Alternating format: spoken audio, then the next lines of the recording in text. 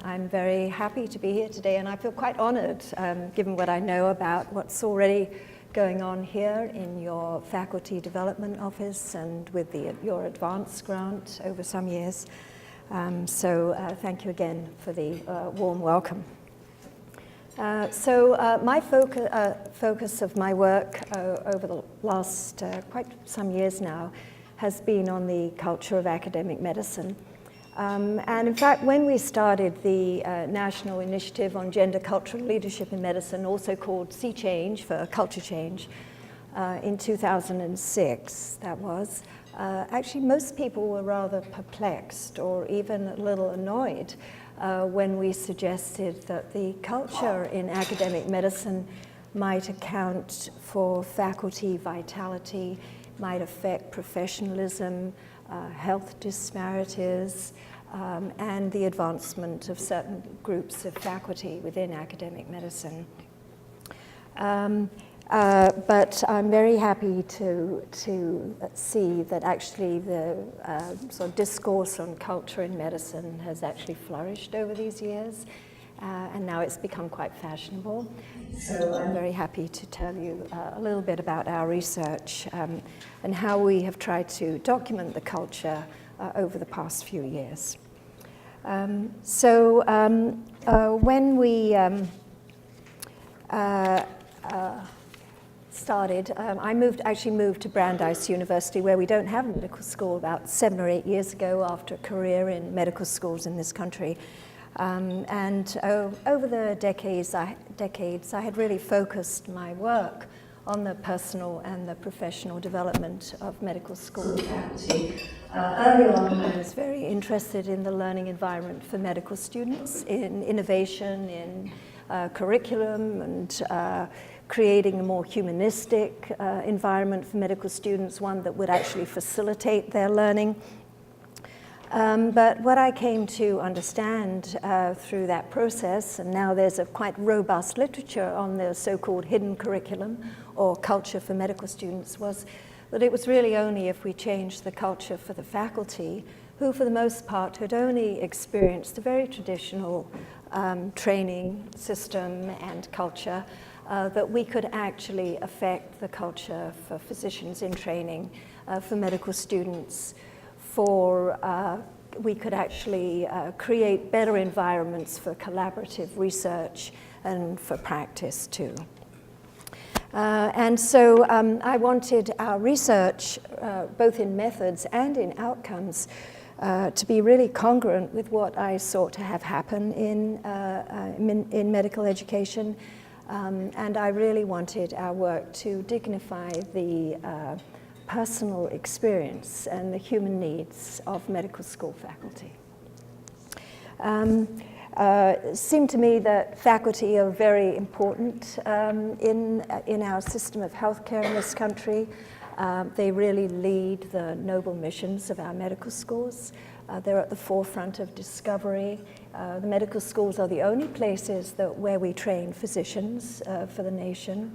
And of course, they work in some of the major clinical centers in the country and care, in many cases, for the underserved. When we started off, we decided we'd start with a consortium of 5 medical schools. And we invited the deans of those medical schools to personally participate along with their faculty. We did have an interest in increasing the diversity of leadership in academic medicine. We very much wanted to address the intransigent lack of women's advancement in academic medicine and the lack of underrepresented minority faculty in our medical schools. And our deans could buy that goal. They understood that goal. They knew they had to do something about their women. And so they really signed on for the project.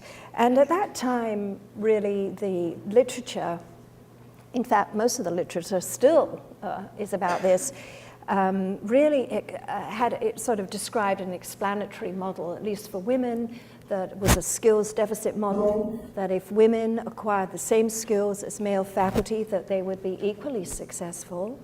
that their children are a distraction, that they actually don't really want leadership, they're not that interested in leadership, and that they leave academic medicine anyway. But it seemed to us, I'm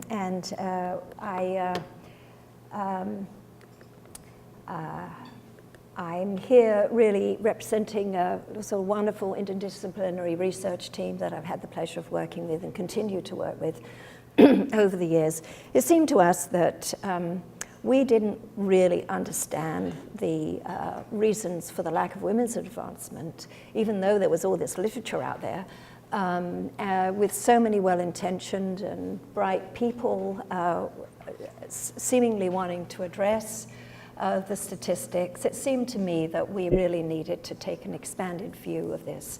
And so we really needed to look at the culture of academic medicine rather than at the women themselves. And so really a major goal of our project was really to change the culture, because it was an action research project. Not to change the women, but really to change the culture rather than just equip faculty to function in the current culture.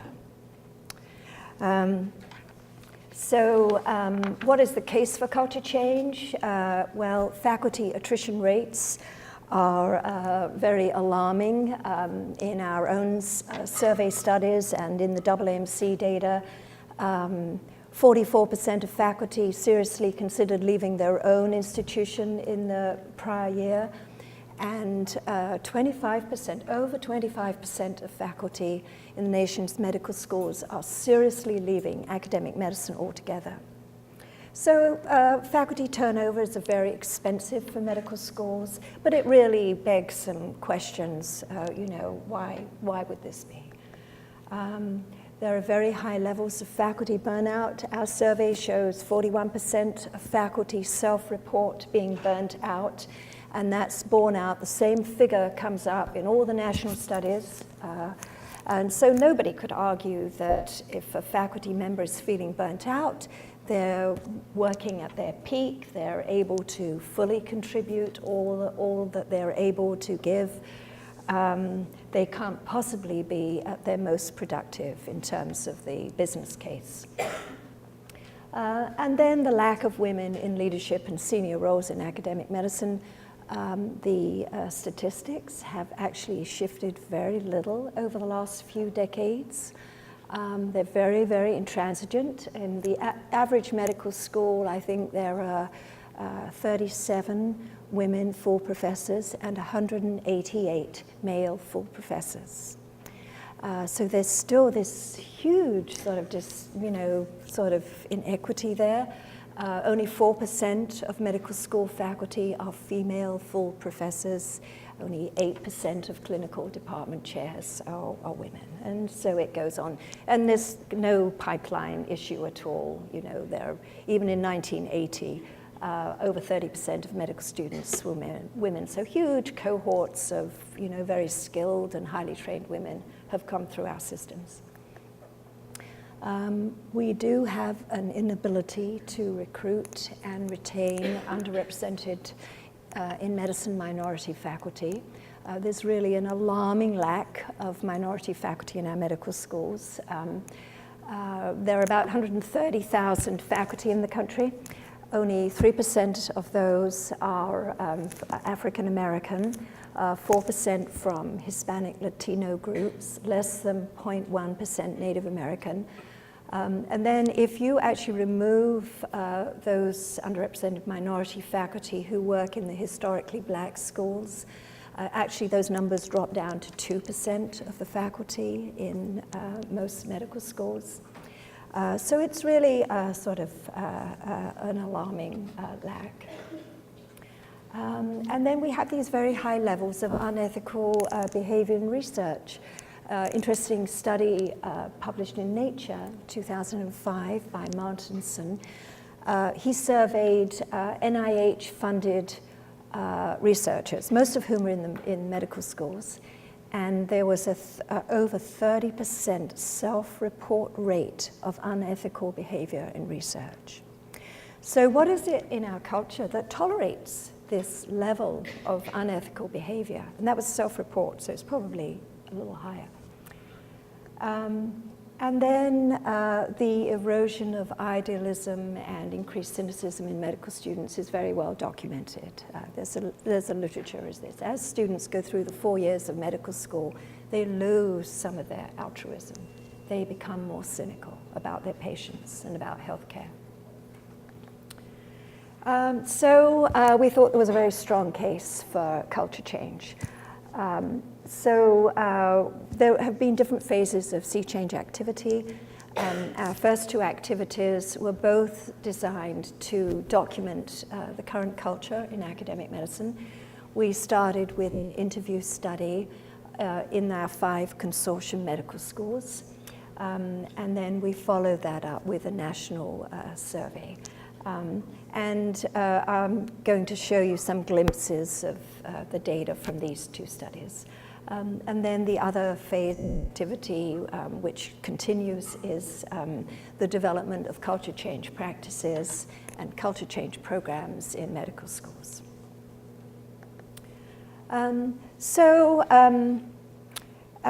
We started off with this interview study.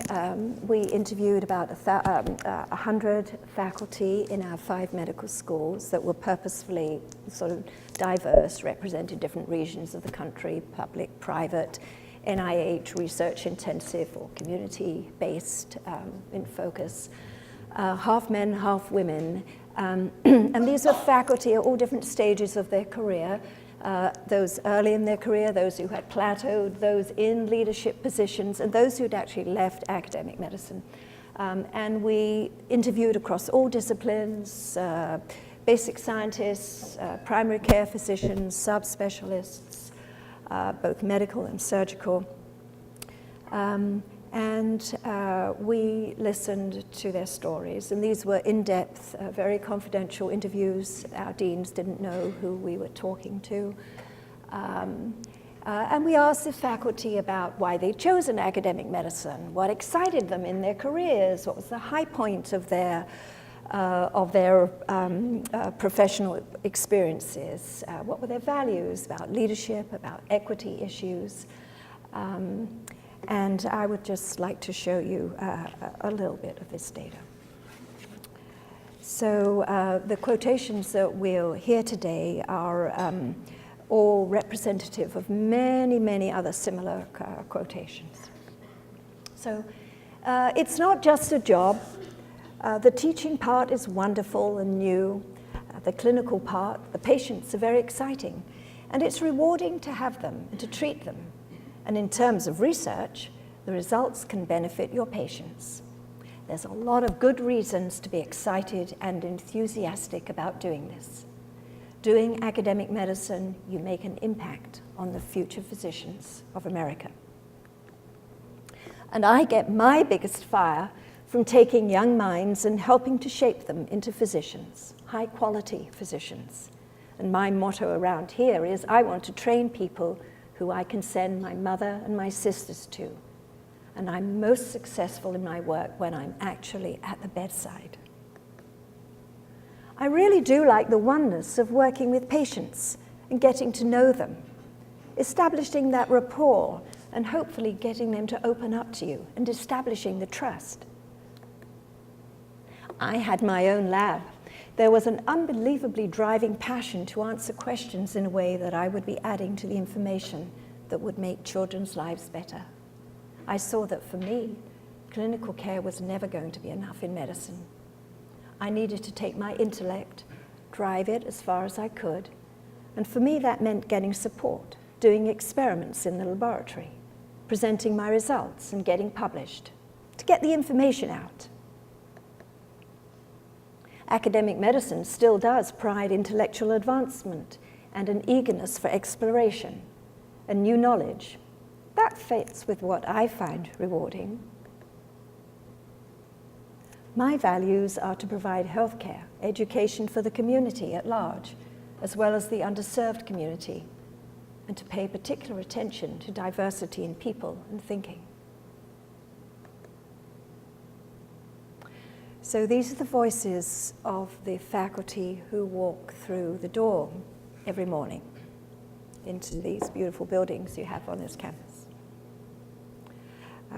So I passed out a few more quotations, and I thought maybe I would invite you to read them. And you've got, if you could push the button on the microphone near you before you read so that everybody can hear. Would anybody like to start? Would you like to start? Yeah. Check your humanity at the door. That was how it felt. Any sign of, this is going to sound harsh, but any tendency toward kindness was viewed as weakness. Yes. I got a couple papers I have data for, which have been sitting on my desk for a year. I don't have time to write them up, but I need to get them written up. I mean, I work almost every weekend for at least a full day. I'm home frequently late at night trying to just keep the clinical stuff up to date. You know, it's very frustrating. I'd like to spend more time with my wife and my child. You are encouraged to be a single-minded, self-indulgent, and selfish. The first question out of people's mouth is, well, what's this going to do for me? What paper do I get out of it? Where do I go on the paper? Who's looking out for me? And all that stuff. And it's just like there should be enough to go around. I think academic institutions are still about me, the individual. They're not necessarily about community and collaboration. I think if academic medicine can figure this out, they can change how they promote people in a way that values collaboration, values community partnership, true partnership. What I mean by that is being able to share resources, share authority with the community, to share data, to take as long as it takes to develop a study, as long as it takes to help communities choose issues that are important to the community, which is the antithesis of the individual faculty member, isn't it? It's all about me. It's my issue, not yours. Oh, I just want you to participate in this, but it's really my study. So I think when academic institutions can get beyond that, then I think they'll attract more women, more Latinos, more American Indians. As long as they're about the individuals themselves, I don't think they'll be successful. Well, I think the hardest thing for me... Could you use the microphone? I think the hardest thing for me was to be in a department where you couldn't express your opinion without feeling that you were jeopardizing your career. The hardest thing was that I wasn't honest to myself sometimes because I was afraid early on that I would lose my job. I would get kicked out of the department. Although I don't know if that would have happened, that it did happen to other people. There were people in our department who lost their jobs over their being expressive. Their lives were made absolutely miserable. Yes. But I think what it breeds, and this gets to the heart of the academic culture, certainly at its lower and mid levels, is an unpleasant place in a lot of ways. People are scrambling up over one another, trying to find their way, find their niche, find their grants, and so forth. I don't like it. I don't like what it does to people, and I think very nice, thoughtful people become very selfish and self-indulgent. Oh, yes? But in an academic institution that doesn't value community, Yeah, that's okay. community, culture, partnerships, collaboration, I wouldn't have wanted to stay there. That's where I was going, and what I valued was really a dead end. Yes. I sent my resume for something, and when I showed up, someone said to me, "Your resume didn't look black." Can you imagine someone saying that? Yes. My chairman asked me to take over the new faculty. So he would give me things that I was supposed to tell them we were going to do for them. And I would say to him, we don't do this for people. How can I tell people this is available when you and I both know we don't follow through on that? He said, well, they have to because that's the only way they'll come here. Well, I don't buy it. That's not what I do.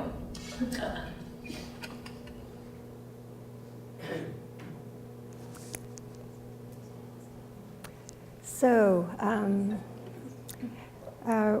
maybe we should just take a few minutes to think about that, and I invite you to take a couple of minutes maybe to speak to somebody sitting next to you or to speak to the whole room about what surprises you from this data or what moves you. What's hard to accept?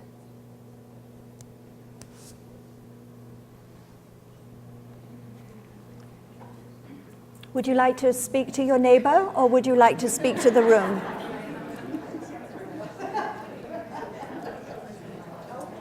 Okay,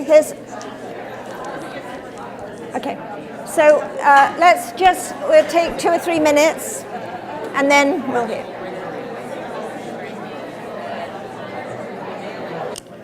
Yes, it's a lot to talk about. So would a few of you like to share some of your thoughts about this? Yes. I think what struck me is that the male and female voices were saying the same things. In the one example of the person that was burned out and then it ended, and I want to spend more time with my wife and child, I admit I was like, oh, that's a man speaking, assuming that. And that's really where it's about the whole culture. It's not just, if you just focus on one group, you can't achieve culture change.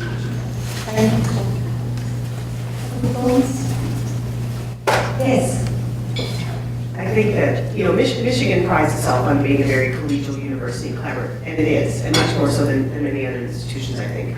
But ultimately, it all comes down to the individual. And I think that that's the part that's tough, especially with the current funding climate. And I'm a researcher, and bringing in grant dollars, publishing papers. It doesn't matter how community-minded you are, how collaborative you are, how collegial you are. If you don't perform and hit some benchmark that gets ever harder to meet, you're not valued.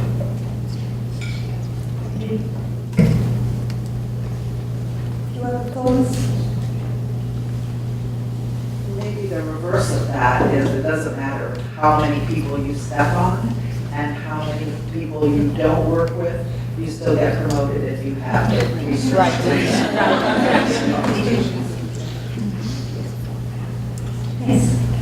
I think there's a real stress between quality and making it non-competitive.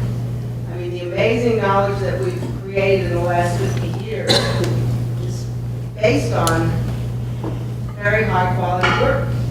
And so there has to be a judgment element in assuring a high quality faculty that's going to generate high quality work. And how do you make that compatible with a humane environment where, in kindergarten everybody's great. I think there's an intrinsic dilemma there. I think the other dilemma is that everybody's overworked, and that's why all this comes out. Okay, last comment. Yes. I guess I'd just underscore the real importance for an improving culture for everyone, and not just for segments, whether it's underrepresented minorities or women. I think data from our own advanced group has shown that improvements in culture improve happiness and vitality in all populations and can really improve the productivity in the institution. Thank you. So, we published a lot of this work, this qualitative work in this book. And this is Hygeia, goddess of health, on the cover here. I remember when I sent the manuscript to the publisher or to the editor, and she wrote back to me and said, "Wow, it's wonderful research, but now you've got to learn how to write a book that people are that people are going to have to, that people can understand." And I was used to writing articles for journals, so anyway. Anyway, based on this qualitative data, we thought, well, we really, it was actually rather difficult to publish this data. It was so uncomfortable, I think, for people to read.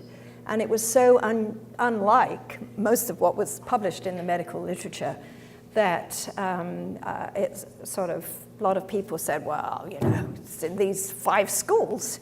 This wouldn't happen in my school, or there's something special about the people that you spoke to.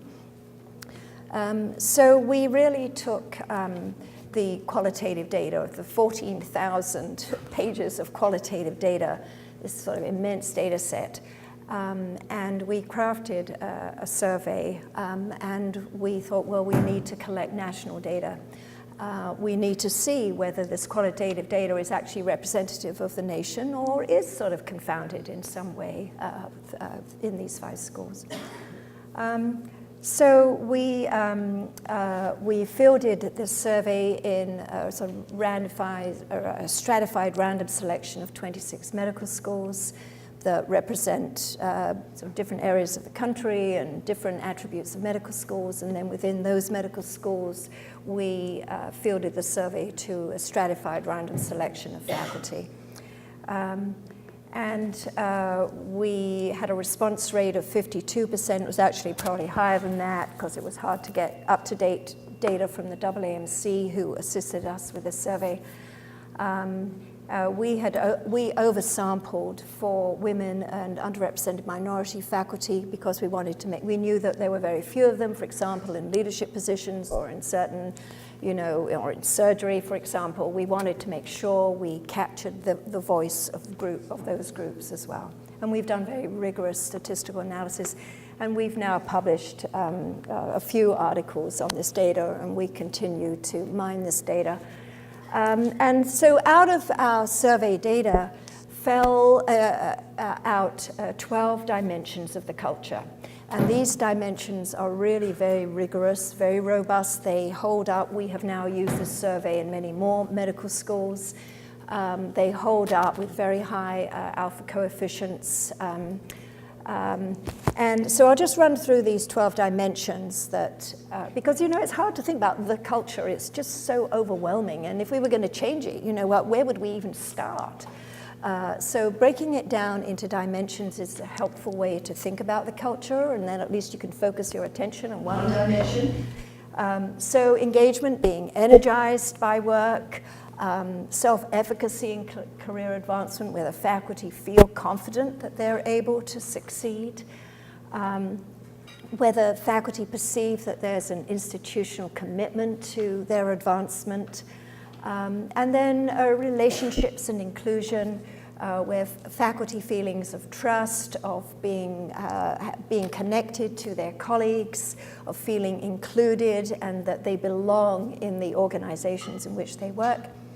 Values alignment. This is the perception of faculty whether their own core values are aligned with the values they see observed in their organizations, what's rewarded, what actually plays out in their organizations, as opposed to the sort of espoused values, which pretty well align right up with the faculty values, actually. But there's a gap between espoused, it seemed, and observed. And this interesting dimension of ethical moral distress. This is where faculty feel ethical or moral distress themselves and feel that they themselves are being adversely changed by working in this culture. Aspiring to be a leadership in academic medicine. Then 2 equity dimensions, one for women, one for underrepresented minority faculty.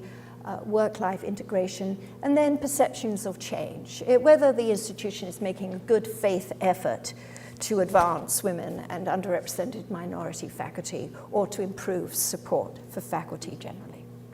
So I'll just show you a few sort of slices of this data. These I just picked out 2 or 3 items from some of the scales to show you. And this is, I'm showing it as percent agreement. It's a 5-point Likert scale. So agree means those who agreed or strongly agreed with a statement. So 92% of the faculty say they find their work to be personally satisfying. 76% feel energized by their work, and 41% burnt out. And then relationships and inclusion, this feeling of belonging in the organization, of it being a trustworthy environment. 24% of the faculty say, I feel ignored or invisible here. 29% say, I feel isolated here. 28%, I've been reluctant to express my opinions for fear of negative job consequences. And then there is some sex difference here. If the culture is daunting for everyone, it's even worse, it seems, for women. women feel more ignored, more unseen in these environments, and more isolated than their male counterparts. And then values alignment. Only half the faculty agree that the institution's actions are well aligned with its stated values and mission. And similarly, that their own personal values are aligned with the values exhibited by their medical school. Fortunately, 79% of the faculty do perceive that the institution demonstrates a commitment to serving the public regardless of economics, disability, ethnicity, race. Only 40% of the faculty say the institution has a high level of faculty morale. 50% of the faculty say the administration is only interested in me for the revenue I generate.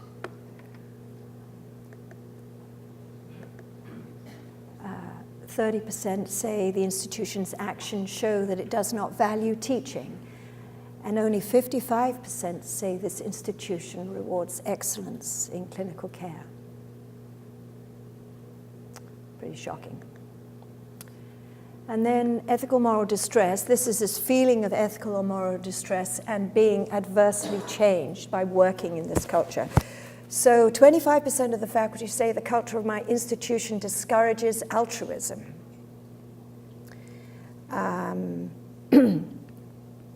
It's hard not to relate this to the cynicism and sort of rejection of idealism in our medical students. 28% other people have taken credit for my work.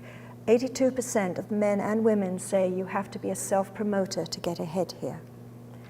And 22% say I find myself being more aggressive here than I like. And then in terms of gender equity, as you might expect, there's a difference, there's a gap in the perceptions of gender equity between men and women. And so whereas 60% of women agree that it's harder for female faculty to get ahead here than for male faculty, only 21% of male faculty have the same perception. And there's the same sort of dichotomy along promotion. And even I'm aware of one or more instances in which a colleague was treated unfairly because of gender. There's a difference between men's and women's perceptions. And similarly, as you might expect, there's a difference in the perceptions around race and ethnicity and discrimination between underrepresented minority faculty and non-minority faculty. So, and then in terms of, Sonia told me a lot of you might be interested in the sex differences. I just summarized a little of our data around the differences in the perceptions between male and female faculty, and we've published this work. First of all, there is no sex difference in leadership aspirations nationally among female and male faculty. We found no difference. They were identical. However, there are some differences, and these dimensions were all more negative for female faculty. They had a lower sense of relationships and being included. They had much lower sense of self-efficacy, being self-confident in their ability to advance in their career. They had less of a sense of values alignment than their male counterparts. And of course, there were big differences between gender equity and work-life integration. And then in terms of, just picked out a couple of the if there are differences between the perceptions of MD faculty and PhD faculty. The PhD faculty feel more isolated, less related, less connected, less belonging than the physician faculty. and also they have lower perceptions of gender equity, but they do a little bit better in terms of work-life integration than the physicians. And then we collected a huge amount of demographic data in this survey. So we know about people's roles, how they spend their time, what their principal roles are, whether they have leadership positions. We know about mentoring, and another set of questions we asked was about their intention to leave. And so we asked them, in the last 12 months, have you seriously considered leaving your institution or academic medicine? And so 44% said they seriously have considered leaving their institution, and 29% that they have seriously considered leaving academic medicine altogether. And then if they said that they had considered leaving, we said, well, why? And they were given a sort of set of options, which included leaving for family, personal reasons. Only 5% of the people who were considering leaving said it was because of personal family reasons. And then 2% leaving for retirement. All the rest of them are because of dissatisfaction. And so then we said, well, what correlates? Which dimensions of the culture correlate with this feeling of dissatisfaction such that you might want to leave? And so I just summarized it here. And so there are a set of shared factors between leaving your own institution, which of course might be for promotion in another institution or moving to a different part of the country. But the shared factors with leaving your own institution and leaving academic medicine include, it correlates with low sense of relationships and being included, with a low sense of engagement, with low self-efficacy, with low values alignment, with high leadership aspirations, with high UMMS equity, and the perceptions that there's a low school commitment to improving support for faculty. And then, very interestingly and soberingly, we thought what singled out those faculty who were thinking of leaving academic medicine altogether was their high sense of ethical, moral distress in being changed by working in this environment. So we thought that was a very disturbing finding, something that really, a lot of people need to focus on. And younger faculty and physicians are more likely to leave academic medicine than PhDs.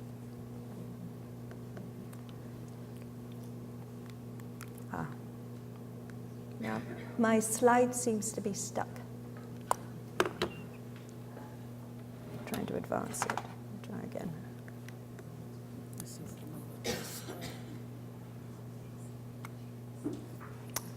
It got a shock with these results. Okay, so I was able to move it that way. I thank you. you. There you go. But anyway, I would say that there's plenty of room for improvement in our cultures. I think that it's clear from our data that the present culture is causing substantial distress among the faculty, such that they really can't contribute their fullest. They're not really achieving their full potential because they're not able to contribute all that they bring through the door, and that culture may be actually a barrier to achieving the very purposes that faculty stated that drew them to academic medicine in the first place. And that the system really doesn't seem to take full account of patients, of trainees, or of faculty in terms of their own human needs, their own personal and human needs.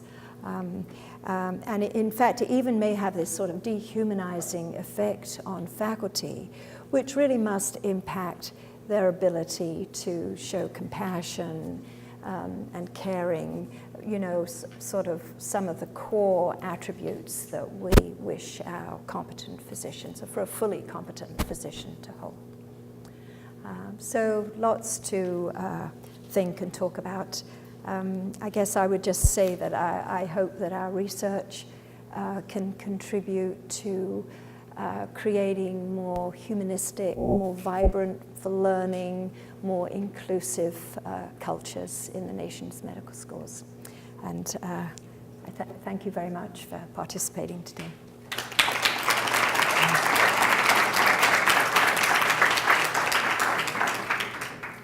So at this time, we'd like to open it up for questions that you might have for Linda regarding her research or the work at SeaChange. Linda, one of the things that I'm always interested in is how this compares to, how do we understand this? So these high levels of distress, burnout, and part of it is, do we have a good comparison group? So do you have you looked at these kinds of outcomes in a non-academic healthcare setting or academia in general? Just how much worse is it? Yeah. Well, you know, we haven't conducted those studies. There are a number of studies on physician satisfaction. They are mainly physician satisfaction studies. And I guess I'm not that comfortable with satisfaction studies, to be honest, because, you know, it just doesn't seem to be enough, right? What store would we put by satisfaction? We want optimal contribution, optimal vitality. That's what we have to be after, not satisfaction. So most of the studies, however, really are called satisfaction studies. So, and it doesn't really tell you what does that mean? Among physicians in the country, there are high levels of dissatisfaction. Their burnout rates are similar. There was the big work-life national physician study, Mark Linzer's group. They found similar, some similar trends. But I haven't really got a good comparison group, nor in higher education. There's more work done on vitality of faculty in higher education than there is in medicine. We're just writing up our work now on faculty vitality, really drawing on this sort of cultural dimensions of the culture breakdown. And in terms of these I sort of call them myths. It's a bit strong, but anyway, I call them myths, about women, those four bodies of work in the scholarship, in the literature about women's lack of advancement, which that I mentioned earlier, their children. Well, that's not true. I mean, they don't leave because of their children, and anecdotally, that it did not emerge in our interviews, and anecdotally, from all the time I've spent with faculty, my sense of women in academic medicine is that they are extremely invested in their own professional accomplishments and their own career. And they have very strong values and very strong academic drive. And most of them, many of them have children, and it may be a challenge to balance or to manage all of those different parts of their lives, but these are very accomplished and dedicated people, and they do manage those things. And we know that they've got equal leadership aspirations, and in terms of skills, I think that if women negotiated better, they do as well as the men. I think that the men could learn to negotiate too, that both men and women need mentoring. So I just don't buy that skills deficit model at all. In fact, what might be seen as a skills deficit actually might be a gift to the culture. So, but I have some very heretical views, and my research team always tell me not to talk about them. So. But anyway, so I don't really have good data for you, Larry, but I think that this data is very rigorous. And we, everywhere I go, for years now, people have come up to me and said, what you presented really rings true for me, except I think it's really bad in my institution. And people say that everywhere I go. They think it's really bad in their institution, and it's actually just the same everywhere. We didn't find any difference across our medical schools. Yes? I just want to echo that it is all the same. We conduct a faculty satisfaction survey, and within the survey, we ask many of questions to measure the very things that you're reporting, and it's almost the same to the percentage point in our institution and what you've presented. And I know comparing through the AAMC, Group on Faculty Affairs, et cetera, it's pretty universal.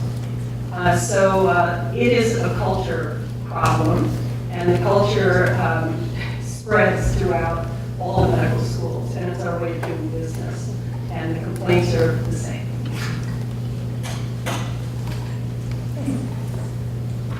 At our institution, numbers usually get a lot of consideration, and I think your survey, for that reason, I think it is going to resonate. On the flip side, what numbers are there to demonstrate that there is a benefit to diversity and in terms of ethnicity, race, and gender?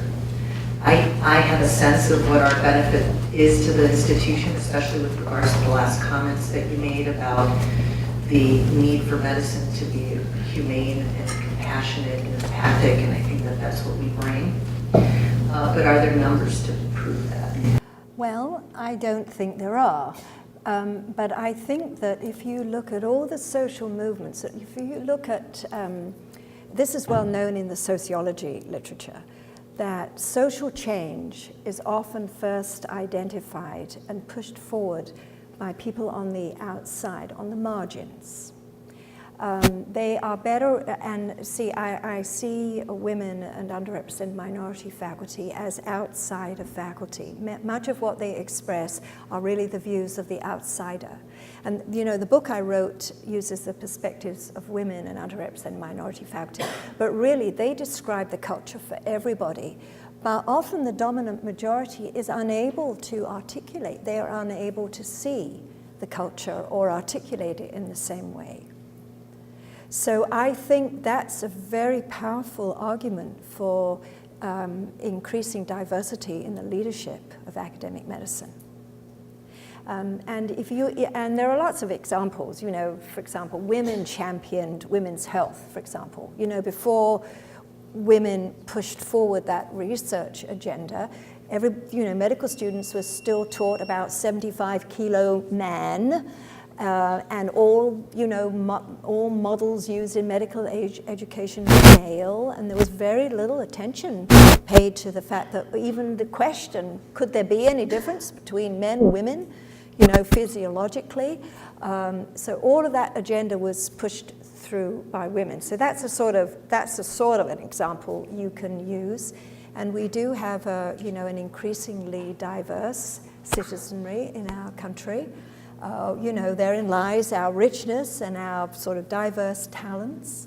And really, I think you can make a strong argument that in order to meet the needs of our nation, which is after all what medical education is supposed to be about, that we need people, you know, with a different perspective and different background at the table, at the research table, at the bedside, teaching a diverse group of medical students. So I don't know that I can give you numbers, but I agree that quantitative data tends to be more powerful in our academic settings. But I think there are powerful arguments. Look what's happening in Congress. This is what happens when you have, your leadership not chosen from the whole population. You get this really skewed view of the world. Anyway, don't start me there. So the data you present is quite sobering. I'm sorry, what was it? Oh, Staying right here. I was saying the data you presented is fairly sobering, and thanks for bringing that to our group. I'm curious about the initial consortium. So they were aware of this data probably a few years before the rest of us. And I'm wondering about experiments or interventions that were going on in the consortium that may be actually paying off now. Can you speak?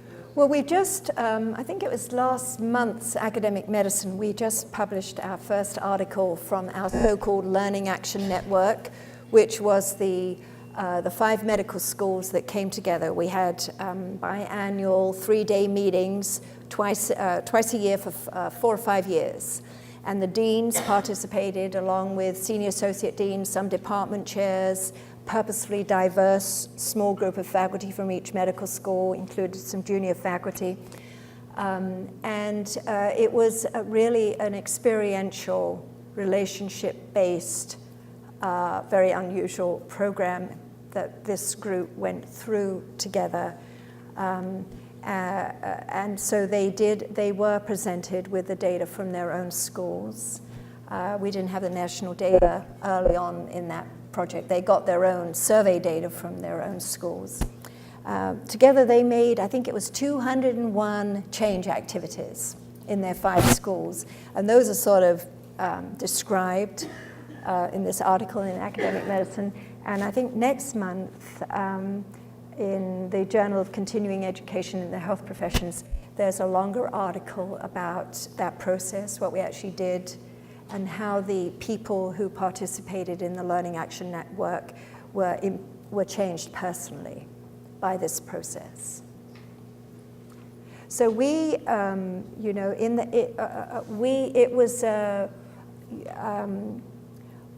we did present promising practice. For example, Abby Stewart actually came and presented to that group. This was a few years ago, and University of Wisconsin, Molly Carnes came, and people who were really working in these areas were presented. But most of the program was really about how do we really hear each other? How do we really listen to each other? How do we develop skills in that area that we don't actually have? How can we really think deeply about what stereotypic thinking we hold and do something about that? How do we form relationships? If relationships are so important, everybody's feeling so isolated, you know, what do we do about relationship formation? What do we think about values alignment? And so what do we think about effective leadership strategies? So those were the types of activities that we did in that program. And then this group went back to their school and decided what they were going to do there in their own school. So to follow up on your comment right now about what stereotypes we hold, I think most people are probably familiar with this paper last year from Joe Handelsman about, you know, both male and female faculty having these subconscious biases against female students. And one can imagine that for all the evaluative decisions that go on during our career, that there is sort of this real sort of pileup of effects against female faculty, or this also, I'm sure, applies to underrepresented minorities as well. It seems very pervasive, or one can imagine that. So, you know, I'm sure there must have been some discussion about how to start to address those issues. Yeah. To know. Right, we spend a lot of time. And I mean, Larry, to answer your question, I mean, that certainly is pervasive outside medicine. It's not that, you know, those views are not held outside medicine, they are. But I guess what I feel is that it's particularly important for us to address them, given our mission. This is a healing profession. You know, we provide healthcare for everybody in the country. We know we need to educate women, and we have women in our medical schools. You know, how could we possibly not use their talents and their potential? You know, the country couldn't afford a system where we squander the talents of half of our trainees. Nobody could think we could compete globally in research or care or education, anything, if we didn't use the talents of half of our trainees. So I guess I went back to Larry's question because I was thinking, Larry, I think even though we may not have the data about higher education to compare with, it doesn't really matter, because it seems to me these things are critical for the training of physicians and for healthcare research, given the nature of the work that we're responsible for. So we did a lot of work around cross-cultural issues, and our real, in this Learning Action Network, and what we had to attend to was because we purposely had these huge power differentials in this group. We had the deans. We had the dean sitting there and department chairs sitting there with junior faculty, and basic scientists. And so we had to form the relationships and the trust in that group so they could actually talk to each other authentically. This is what I really feel. This is what I really think. So, those are very unusual circumstances. Most people, we have learned that, we better not say all that we think and feel in the presence of power. This is much too dangerous for us to do. So how do we get beyond that? And the dean said to us, well, we've never heard stuff like this before. People don't talk to us in this way. I remember one comment. I was thinking about your comment. I'm sorry, I don't know your name. People near the end, some of the very senior people said, you know what? I think this is the only place I come and we don't compete. Everywhere I go, we're competing, whether it's at the AAMC national meeting, whether it's in a meeting in my medical school, whether it's, with my team or with my faculty. I am always actually competing. I'm always posturing at some level. I'm never really able to say, I really don't know what to do about this, or I really feel this way about this. We found that the leadership are maybe the most vulnerable in our medical schools, the most isolated. As junior faculty, some of you may feel isolated, but actually the leadership have even more to lose. They feel they have more to lose than you do. So it's very, these themes are very pervasive.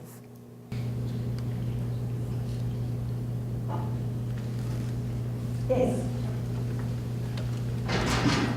I'm struck here by the high ethical moral distress item, and as we think about transparency issues, and especially around transparency issues around public, what would the public think if they saw those lists of issues and thinking about coming to seek healthcare from those providers that work in a system that feel like that, and that perhaps that's really the piece to think about, because if a patient thought that I was dealing with ethical, intrinsic issues on a day-to-day basis about the place that I work, they might not choose to come to that place for their health care. And it actually begs an interesting question about how transparent we need to be about data and about the issues that are going on in our institutions, because in fact, as we think about there's going to be an attack on academic medicine and there's a survival issue, this is very well might be the seeds of our own destruction. And so how do you actually flip that to sort of think about it? It actually is an imperative to improve the ethical. Or the seeds of our improvements. Right. You're right. We really have to actually fix that, because the I think that's right. I agree with you. I mean, the article we published a few years ago about the lack of values alignment, where we said this is a betrayal of the public trust, actually. And you can imagine how keen people were to publish that. But they did eventually. So, but we better face up to it. I don't think we should hide these things. These are, but you sort of, so just reminded me that actually we used a lot of poetry in our Learning Action Network and in my culture change programs. I run a lot of culture change programs now, and poetry sort of allows us to approach a subject in a different way. So these are some of our publications, but reminded me of this poem by Wendell Berry called The Real Work, and I'll just end with this because I know we have a panel. So it may be that when we no longer know what to do, we have come to our real work. And that when we no longer know which way to go, we have begun our real journey. The mind that is not baffled is not employed. The impeded stream is the one that sinks. So I'll leave you with that, and I believe we have a panel discussion now. So thank you very much.